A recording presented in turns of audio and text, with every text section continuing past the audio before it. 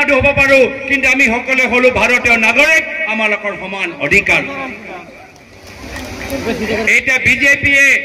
সংবিধান সলনি কৰি সমাজৰ ভিতৰত প্ৰথম শ্ৰেণী নাগৰিক আৰু দ্বিতীয় শ্ৰেণী নাগৰিক বনাবলৈ বিচাৰে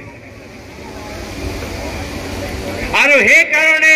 আহা 7 তাৰিখৰ নিৰ্বাচন কোনো এজন বিশেষ ব্যক্তি নিৰ্বাচন নহয় কোনো এজন বিশেষ দলৰ নিৰ্বাচন নহয় আহা 7 তাৰিখে সচেতন ৰাইজ হাতৰ চিলপত ভোট দি সংবিধানটো সুৰক্ষিত কৰি ৰাখিব লাগিব আৰু যেতিয়ালৈকে কংগ্ৰেছ আছে তেতিয়ালৈকে আমি সকলোৱে প্ৰথম শ্ৰেণী নাগৰিক হৈ থাকিব আমাৰ মাজত এজনো ব্যক্তি দ্বিতীয় শ্ৰেণী নাগৰিক নহব আমি কাম কৰিবলৈ বিচাৰো NRC শুদ্ধ হোৱাটো বিচাৰো দ্বিবৰ্ডৰ সমস্যা সমাধান হোৱাটো বিচাৰো নিজৰ মাজত শান্তি আৰু সম্প্ৰীতি জীয়াই ৰাখিবলৈ বিচাৰো এই অসম হল মহাপুৰুষ শ্ৰীমন্ত শংকৰদেৱৰ অসম আজান পীৰৰ অসম মাধৱদেৱৰ অসম জ্যোতিপ্ৰসাদ আগৰৱালৰ অসম ভূপেন হাজৰিকাৰ নিজৰ কবিতাত কৈছিল মহাবাহু ব্ৰহ্মপুত্ৰ মহামিলনৰ তীৰ্থ এই অসম হল মিনলৰ ভূমি আমি শান্তিত থাকিবলৈ বিচাৰো আৰু এয়া হৈছে আমাৰ কংগ্ৰেছ দলৰ মূল কৰ্তব্য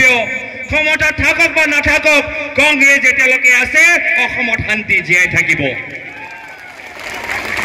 মই গৌৰৱ অনুভৱ কৰো যে মোৰ দলৰ নেতা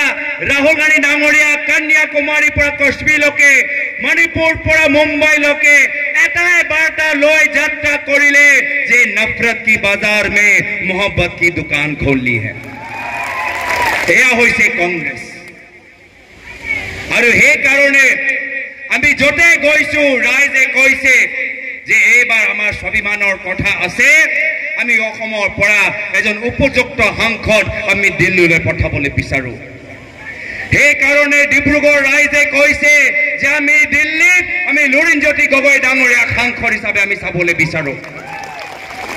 নগাঁও সমষ্টি ৰাইজে কৈছে যে আমি নগাঁৱৰ পৰা প্ৰদ্যুৎ বৰদলৈ ডাঙৰীয়াক এজন সাংসদ হিচাপে আমি পঠাবলৈ বিচাৰো কৰিমগঞ্জৰ পৰা ৰাইজে কৈছে যে আমি হাফিজ আব্দুল ৰছিদ চৌধুৰী ডাঙৰীয়াক আমি সদনত পঠাবলৈ বিচাৰো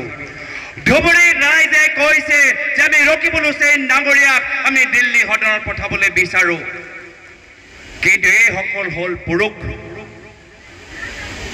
আমি অসমৰ পৰা এজন শক্তিশালী নেত্ৰী আমি পঠাবলৈ বিচাৰো আৰু সেই কাৰণে গুৱাহাটী লোকসভা সমষ্টিৰ সচেতন ৰাইজক অনুৰোধ জনাইছো আহা 7 তাৰিখে হতচিলপত ভোট দি এজন শক্তিশালী নেত্ৰী মীৰা ঠাকুৰ ডাঙৰীয়াক আমি দিল্লীত পঠাব লাগিব